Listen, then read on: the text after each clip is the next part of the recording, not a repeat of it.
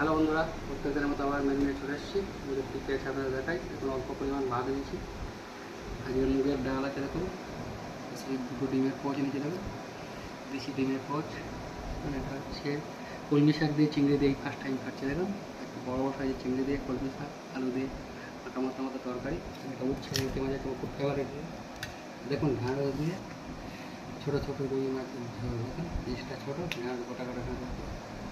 চলুন শুরু করছি। ভাতটা গরম প্রচণ্ড।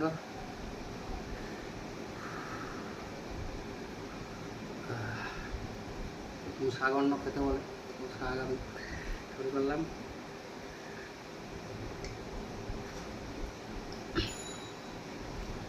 অসাধারণ হয়েছে কলমি শাক দিয়ে, ব্যাপক ব্যাপক।